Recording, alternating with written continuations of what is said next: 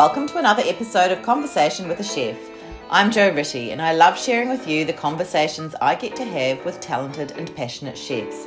It's the backstory, if you will, to the food they're putting up. I begin today by acknowledging the Wurundjeri people of the Kulin Nation, traditional custodians of the lands and airwaves where this conversation takes place. Land which was never ceded, land where communities came together to eat seasonally, locally and without exhausting resources. I pay my respects to their elders past, present and rising.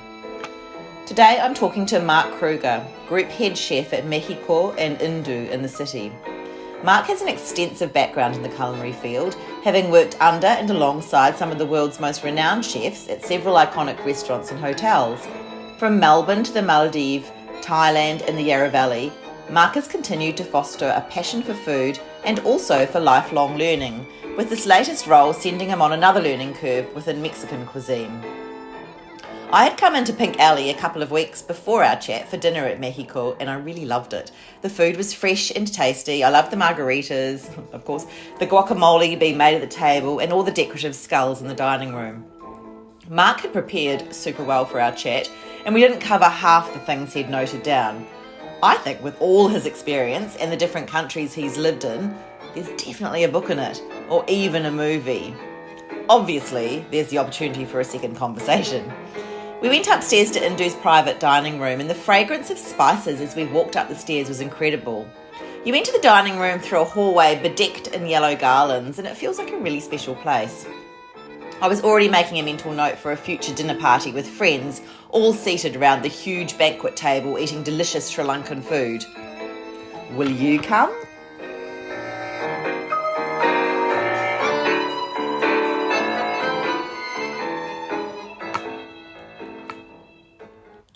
Hi Mark, I'm Jo, how are you? Yeah, good, nice to meet you. Now, do you want to go upstairs? Sure. It's probably a bit quieter than Okay. down here, so.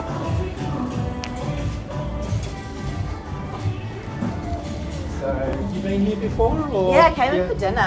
Mejico or Indu? Mejico, Okay, yeah. so it's quite interesting because we actually have two Oh, restaurants. I didn't even realise, wow. Yeah, Oh, it's beautiful. one kitchen, and we've got Sri Lankan Southern Indian cuisine What? here and Mexican cuisine on the other side. Wow. So, yeah. Tell me all about that. That's amazing. First of all, let's just we'll situate where we are in the private dining room of Mejico or This is Indu, This yeah. is Indu, okay, So, yeah. basically, Indu cuisine is, or the concept is Sri Lankan Southern Indian. Yeah. So it's quite interesting where we're at the moment because we have Mejico, Yes. one side, and that's going through Little Collins Street, Pink Alley. And then the other side is Little Collins Street, you've got Indu. Okay. So you come up with a different entrance and just transports you to a totally different place. You wouldn't think you're in Melbourne. No, So, and you don't. And it's very multi-sensory because it smells so delicious as well, all the spices. Oh, it is, yeah. It's amazing, just all the flavours and just the profile of the food as well. So, yeah. So how does that work with the kitchen then? One kitchen, two restaurants and two different cuisines. You've got to be quite, I suppose, innovative in what you're doing as well, and just ensuring that we're using similar proteins across the both restaurants. So in the kitchen we do have our larder section, which looks after Indu and Mejico. Okay. And then the mains comes from, one side comes from for Mejico and the other side comes from Indu. So yeah, so it is a bit of a challenge, but when it's really busy we'll have two people on the pass, one Indu side, one Mejico side. It's incredible, what a challenge. It's unique. It is unique. Because we also have the venues in Sydney as well. Okay. So you've got Mejico Sydney, but it's a total separate property, and you've got Indu in Sydney and another restaurant called Krueger, which is Japanese. So, yeah. Wow. You know, I always think chefs like to continually give themselves challenges, and it sounds like you really stepped into that. I think that's just my career in general. Yeah, so tell me about that, because I looked at your LinkedIn and I see that, let's just say it goes back a while. It does, yes. You've got good experience. Not as young as some. And you did a lot of work in hotels, so... Initially, yeah. Yeah, So basically, as a young person, a bit confused, I studied civil engineering for 3.5 years and Amazing. decided it wasn't exactly what I wanted to do. I felt like I needed to be more creative than just being sitting in an office doing work. So took some time off and ended up falling into a commercial cook's course. So that was a government funded course, did that 3 months full time and quite enjoyed it because I did enjoy doing a bit of cooking at home with mum. And all the chefs there, the teachers, said I should do an apprenticeship. So that was a challenge because I was 23 back then, and most places we could take on apprentices 15, 16 years old. Yeah. So I cold canvassed pretty much every place in Melbourne, hotels and stuff like that. And then one of my teachers at school at William Anglis basically teed me up with my first job at a place called Garlands in High Street, Armidale. So that was an eye-opener, 18 hours a day.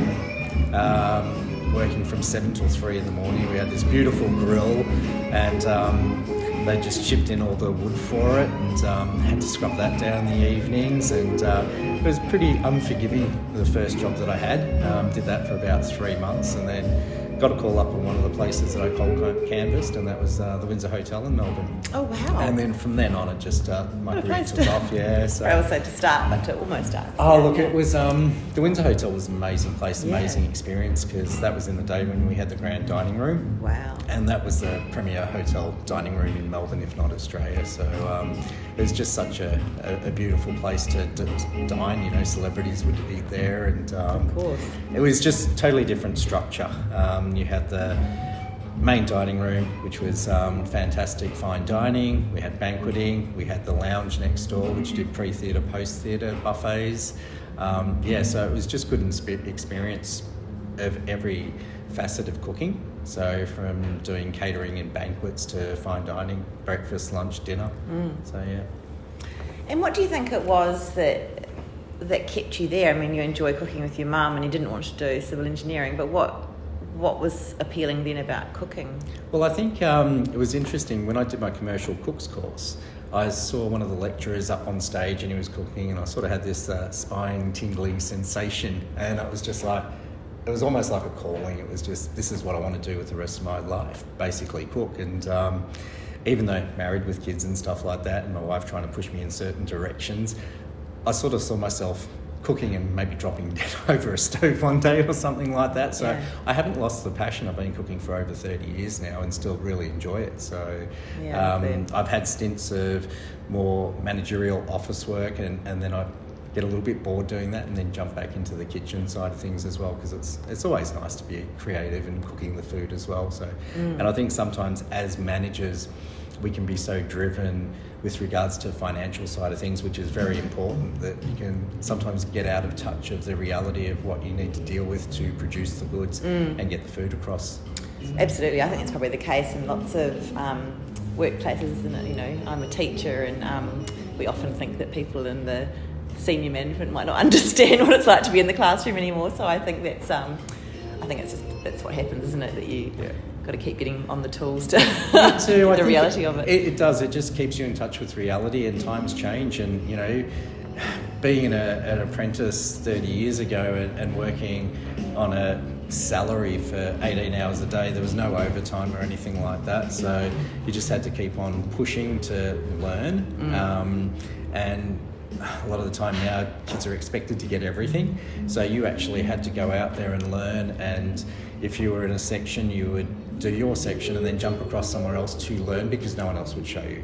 And then someone would call in sick and the chef would go, oh, can you cover that section? And because you knew the majority of the stuff already and they knew that, they could throw you across there and you could do a service successfully. So I am so impressed with chefs. You know, obviously I've spoken to a lot of chefs, and I like cooking. I still can't quite get my head around how confident you are in any situation. Well, I feel like in any kitchen you could just go in and you know exactly what to do, and you're getting all these plates up at the same time. And I still find it so impressive, which is, I guess, is why I do this podcast, because I'm so impressed.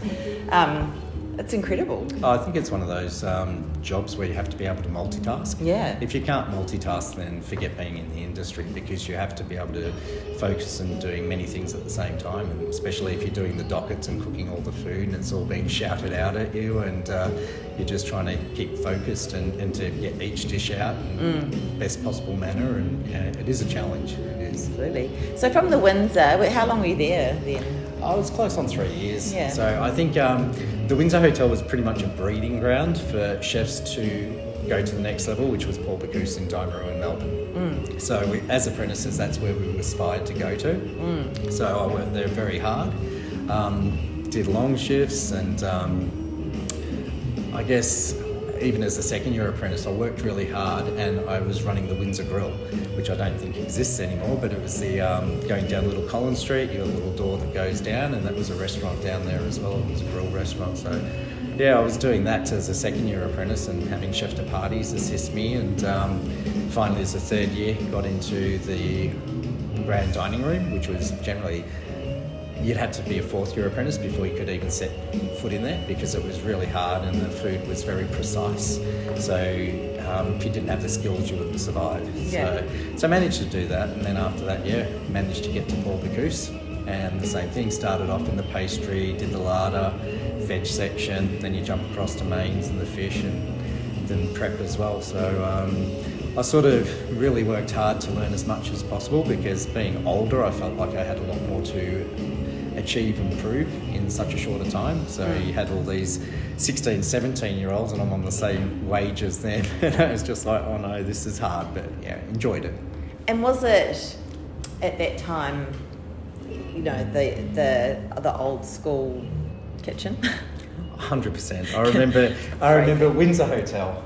I was probably there 1 or 2 weeks, and I won't name names about the head chef or anything like that. He was a great mentor, but I remember prepping oysters by the sink, and you got the larder section, and one of the chefs had cut some lobster with a serrated edge knife. Man, did he lose it. He was yelling and screaming, picked up the knife, threw it across the kitchen.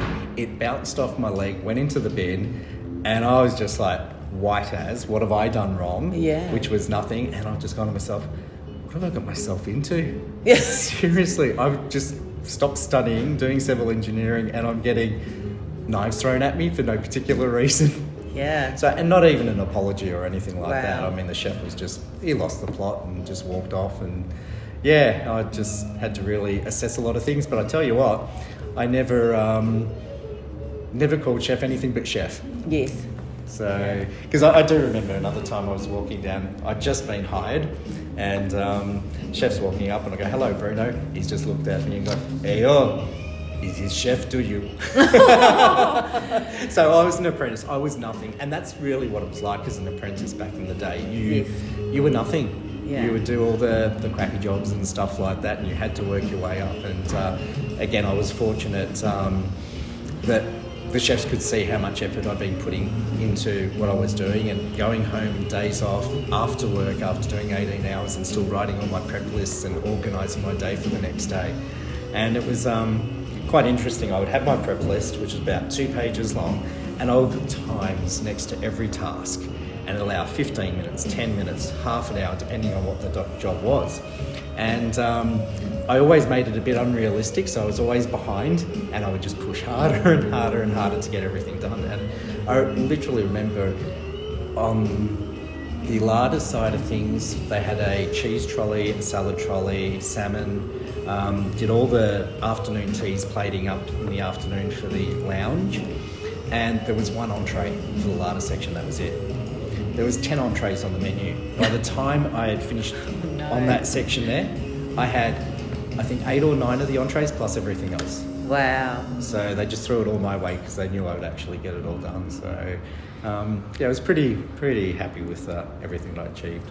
Is that tricky then, now that you're a executive chef, and you've got newbies coming in? Do you expect them to be like the same as you? Look, realistically, the industry is trying to go towards that 40 hours a week, yes. And I appreciate that. I mean, we've got to humanise the industry, and it is tough. And I've said to many of my peers and owners that you can't have that same expectations of what you did to have on them. It's not realistic, not in this time and this age. You need to be able to adjust to move forward with the times. Otherwise, you just won't survive. I mean, it's so hard to make money in this industry. It really is. Wage cost is high, food cost is high. it's a struggle. It is a struggle. It's not a place where you can easily make a killing. No. Back in the day you could, because people sit down, spend the money, and wages weren't high, and the only issue you really had was trying to maintain food cost. But now it's like totally different. And I guess you've got the challenge too of keeping a team and getting staff nowadays, so you probably want to, Yeah, well, it is interesting because you'll find a lot of people in the kitchen aren't Australian. Yes. You have a lot of international students because Australians don't want to do those hours. They know what it's like, and they might do some casual shifts as a kitchen hand, but to progress into a kitchen, which is antisocial hours, people like to go out in the evenings, and that's when you're cooking predominantly. There's not a lot of people that want to do that, so it is hard to find the right people to do it. So, and if you are an Australian, and I saw one of the questions was my advice for people in the industry is you have to be really passionate about it to move forward, and it's more than just a job. If you want it as a job, there are plenty out there that you can do, whether it's catering, production food and stuff like that. There is. I guess the a la carte scene is a totally different kettle of fish. Does that make sense? It's just so much harder. You have to be really passionate, dedicated, and commit time outside of work. Previously, doing the 18 hours a day, you could do your job and then see the other sections and learn. Nowadays, if you're doing your 40-hour week, you are just trying to keep up with the work that you need to do in that time frame, and you don't see much else.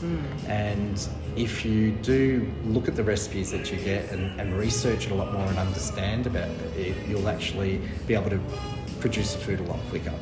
And that's probably the main advice, is really loving what you do. I guess it can be a little bit antisocial, because I know all the friends that I had growing up in high school and stuff like that have all gone by the wayside, but you meet so many more people. Yeah, of course. And it is very diverse, the community, but it's also very rewarding, because there's not many jobs you can say you've had 100 people come in to dinner and you have done an amazing service, everyone's enjoyed the food. So how many jobs can you say, I've just satisfied 100 people? That's pretty amazing. That's great, isn't it? So then you working your way up through the ranks, I guess. So when was your first head chef job? That was, I suppose, a long time in the making. I did the Windsor Hotel. I did a couple of stints at Queenscliff Hotel. We opened up Langton's in the city. That was down Flinders Lane. I think there's a stage in every chef's career where you get a little bit disgruntled, whether it's just with the employer's environment or whatever, and you just question everything, all the hard work you're doing. I remember being at Langton's, and I was probably getting about 2 3/4 hours sleep a night. So we start early, finish late. So that was the path of that. And then I was a bit disgruntled, and I went overseas for 3 months. My parents are German, so I had a German passport, was living with some relatives over there. A friend of mine that I worked with previously or knew, he's from France, so I spent some time in Brittany, and I came back after a 3-month holiday feeling a bit refreshed, and I remember my old sous chef at the Windsor Hotel, Andrew North. I've kept in touch with him quite constantly, gave him a phone call, see what he was up to. And he said, pop in, I'm at the Sofitel. So I popped in and saw him, and the exec chef there, Marcus Moore, was sitting in the office just having a general chat and everything like that, and he's asked Andy to leave for a bit, and I just ended up having a bit of a chat to Marcus, and next minute he's offered me a job. So I took the role as chef de cuisine at the Sofitel, looking after Cafe La, room service, and the atrium, all coming from one kitchen. And we could do numbers of like 500 people, 180 in the cafe, room service, the atrium. It was like pretty full on. And during that period, Marcus had actually offered me or suggested I go overseas and work in Hong Kong, because he was from Hong Kong. His English pretty much raised in Hong Kong and then had to leave, I think, Hong Kong to get an executive position in Australia before he could get back into Hong Kong as an exec chef. Anyway, he cemented himself at the Sofitel and then Crown, but he said I should go overseas, and I wasn't really ready at that stage. But after 2.5 years at the Sofitel, I took a role as executive chef at Maryland's Country House in Marysville, which was a 62-room boutique hotel. Unfortunately burnt down in the bushfires. Oh, wow. Which was really tragic. I was overseas at that stage, but that was my first job, and And did it feel like a big step up? not really, because I knew I was ready. I didn't take the role on. I had opportunities of taking roles on as a head chef, or exec chef. I always said to myself, work hard for 10 years in the industry, and I wanted to take the role on when I felt I was ready, and not just be driven by money or anything like that and getting the first job available. So it came up, I applied for it, had the interview out there and got the job there, and it was interesting because my sous chef was 22, he was just a kid, and I had 16 and 17-year-olds. I think there was a 17-year-old apprentice, 16-year-old apprentice, and some kitchen hands. But we were trying to do some really good things, which we did over there as well. I think we nearly got a hat. We were getting at the stage of progressing to a hat when I was there. Yeah, wow. So. And then I'm really interested in how. So you've been overseas. So I was at Maryland's Country House for about 2.5 years, and Marcus was still my old exec chef at the Sofitel, was still adamant that I should work overseas. So he ended up giving my contact details to Frank, who was a headhunter, and he'd called me and said if I was interested in working a job in Thailand, and I said no. European background, I really didn't have much focus or want to go to Asia. If anything, I would have gone to Europe to work, and I almost made that decision of working in Europe when I was there for 3 months. But I came back to Australia for a friend's wedding. So anyway, I had about 10 phone calls from Frank, and I think Marcus must have just kept on encouraging him to speak to me. So he wore me down. And eventually I took the interview with Frank, who was the resort manager at Six Senses Hideaway in Hua Hin in Thailand. And they said, oh, look, we're really, really interested. We'd like to fly you out.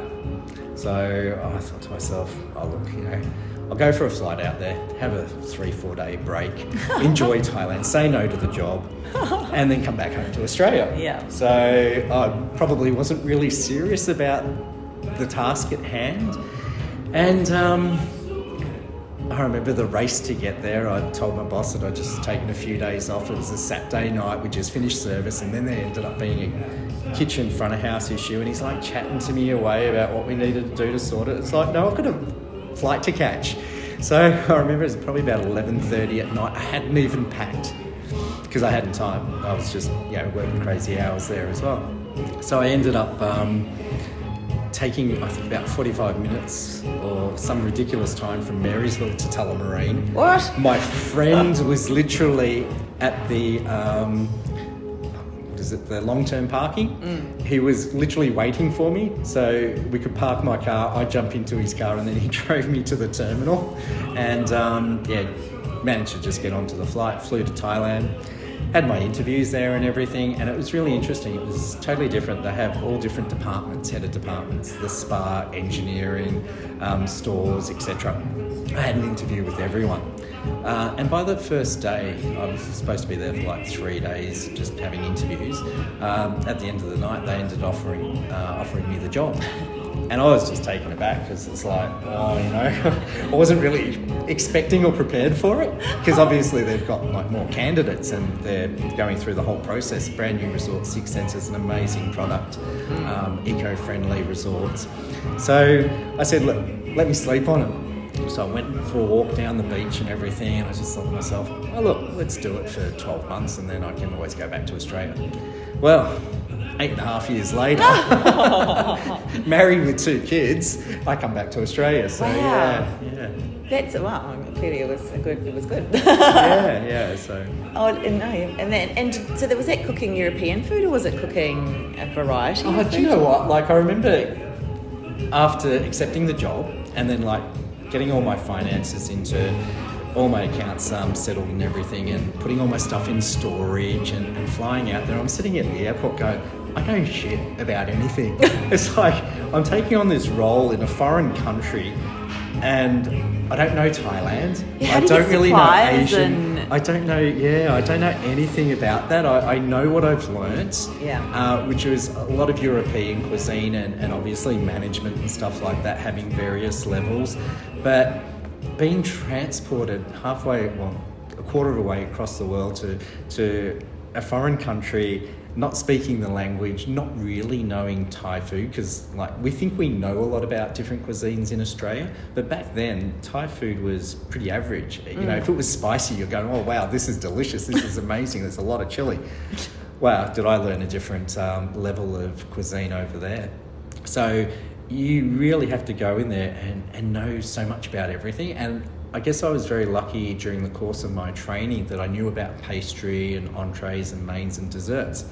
So, but you just watch the TV and you're just watching, you know, cuisine from the Mandarin Oriental and stuff like that, and all these wonderful places in Bangkok and Thailand, and go, what have I got myself into? And then I remember writing my first menu for the living room, which was sort of their, I guess, a little bit more premier restaurant, because we had like 3 restaurants. There was a beach restaurant, the living room, then we had in-villa dining. And I did my first sort of draft of ideas that I wanted to do. And you know, in Australia, it's about like 5 entrees, 5 mains, 5 desserts. They looked at it and go, oh, where's the rest? So it's just like, oh, okay. So I had to develop all menus for the beach restaurant, for the living room, which ended up being like the a la carte side. It was more like 10 entrees, 10 mains, 10 desserts, but then you had to have a supplementary Thai menu as well, which I really developed as well, and that has all different categories as well. So you've got appetizers, soups, stir fries, rice and noodle dishes, curries, desserts, etc. And like for every category I was doing like about 10 of each different dishes. So I had to do a lot of research, which was quite exciting to do all of that. And I also remember getting there, and I guess I really didn't have a high chili tolerance, coming off a lot of French cuisine and creams and butters and stuff like that, being quite rich, and you know, fat is flavour philosophy. So I got there, and I sat in the staff canteen for about 2 weeks, breakfast, lunch and dinner, dripping wet, just eating with the staff. And the chili was just like so spicy, and I was like, oh, what am I doing? But it's amazing, after you develop your palate, you can actually taste all the flavours through the heat, and then you understand more about the balance. And when I ended up doing Thai cooking classes and things like that, and you do Genki Wan Gai, the Thai green chicken curry, and every different element and stage that you added to it. So you do your curry, your base, where you fry off your curry, separate it so all the oil's coming out, your coconut cream. Before you started adding like palm sugar and fish sauce, and lime juice, there's not much balance. It's just like this raw heat, and it's like, but then you add the sweetness of palm sugar, and it just develops the flavour of the dish. And then you add your fish sauce, the salt comes out, and then you add your lime juice, a little bit of sourness, and suddenly you have this amazing dish with all these flavours exploding in your mouth. And it's just like 3 ingredients really can change the whole dish. So, and then I guess you have to get used to some new ingredients as well, and you probably relied on your staff or suppliers for that, did you? Oh, 100%. Yeah. I would take the knowledge of the staff that I had and blend that into the cuisine that I would be doing. So for the Thai food, I had a Thai executive sous chef. So he would be able to do all the Thai food, and I would like help him along with the presentations, how we wanted to do it, you know, flavour profile wise and stuff like that. That he was the master of that, so I would not sort of step the boundaries and go, oh, it needs more fish sauce. Although in saying that, it is different, because I don't really believe one Thai chef knows all Thai cuisine, because it's very regional. Okay. You have Assam, which is northeast, you have northern Thai food, you have central Bangkok food, you have southern Thai food, and it's all different. Just with the ingredients, up north they don't have as much seafood, so it's not very seafood based, it's more game. So you've got deer and you've got, you know, pork and things like that, whereas down south you're going to focus a lot more on crab, lobster, all the different fish, prawns. So it is different. And I did sort of suggest to my sous chef there, my Thai sous chef, that we should look at some of the junior staff that are coming from the different regions to incorporate their knowledge and their palate in the food, so we could make it much more broader than, say, a central Bangkok Thai chef trying to do southern Thai food and Isan food, and they won't get it right because they don't know it. They know what they have been taught and what they've seen growing up. So you just have to find a chef that's probably not so proud, that would listen, because it's very classist and very structured in Asia. So you would have, a Thai chef, a sous chef couldn't be told by a chef de partie or an apprentice or anything like that, oh, we do it this way. So that was the interesting thing, to sort of use a bit of kitchen psychology to get them all on your side, so you could actually deliver the best product available. So, yeah, it was interesting. And so is it similar when you come to a place like here, where you've got three cuisines going on, I suppose if you consider Sydney as well? What was your experience with Mexican food or the Sri Lankan flavours? I was very fortunate because I worked in the Maldives for 2.5 years. So, and over here in Melbourne, it's a little bit different. We don't have Krueger, so it's only the Mejico and Indu side of things that I need to focus on. But I did work in the Maldives for 2.5 years in my stay overseas, and I worked with amazing Sri Lankan, Indian, Nepalese and Bangladeshi staff. They were all the staff in the kitchen. The Maldivians were quite clever. They didn't want to work in the kitchens because all the tips would come front of house. So they knew they could get more money and do less work doing that than being in the kitchen. So I had utmost respect for the staff that we had on the resorts, because I remember staying in working in a resort called Coco Palm Donikalu in the Bar Atoll, and it was probably about the size of the MCG, and we would do, busy day, 220 people on the island, and staff-wise probably about 180. So not only do you have to cook for all these guests breakfast, lunch and dinner, and they can't go anywhere because there's nowhere to go to, you're totally isolated, you have 180 staff on the island that you've got to cater for as well. So we had a whole different restaurant just for staff meals. Wow. But coming from Thailand to the Maldives and having my Sri Lankan executive sous chef going, they knew I'd come from Thailand, and they like to test you. Okay. Let's put it that way. So they would do their curries and stuff like that and be quite spicy. And I'd just be going, is that all you've got? Because I was so used to spice by that stage. And I when we went to local Thai restaurants, it'd be the same. It'd be like, not flan. I don't want Western Thai food. You give it to me like you would do normally. And you'd always get that surprise reaction. And I'm like, Pet Mark, Aroy. So it'd be like very spicy, but yum. So, so our main restaurant, Cowrie restaurant, was a big buffet restaurant with live cooking stations, and we had a lot of Indian, Sri Lankan, Western food as well. So it was just very multicultural. It was almost a little Melbourne just in one restaurant. And I was so fortunate working with these staff to experience their flavours as well, and just using all the different spices, because it is totally different from Thailand and Vietnam and places like that. So Indu, I have done some adjustments, but I haven't done the new menu yet. So that's quite exciting. I can't wait to get onto that one. Yeah. I've been here just a couple of months now. Okay. And we're starting in the next couple of weeks a new menu in Mexico. And yes, that's been a little bit different because I've never really done Mexican cuisine. Ingredients very similar to Asia. There's sort of a lot of things that you would look at and you go, yes, you've got chili, lime, so you've got that sweet, sour, salty. So it's a little bit different, but it was really fresh when I ate here. I don't think I've really eaten in a Mexican restaurant for quite a long time. And it used to be all the rage back in the 90s and the 2000s, but it was all refried beans and just tacos, and just it was quite stodgy and so on. And I just think when I came here a couple of weeks ago, it was just so delicious, and I just loved that whole making the guacamole at the table, and that was the best. I mean, I don't know where you get avocados from, but they're the best avocados I've ever seen. They were so delicious and big and green and beautiful. Well, I think Australia is just an amazing country because it's just from temperate to tropical, and it just varies all year round. So it's like you can get lamb all year round because it just sort of goes around the country. And it's a bit like that with avocados. Like we've got Victorian ones at the moment. A couple of weeks ago they were from South Australia. About a month ago they're from Queensland.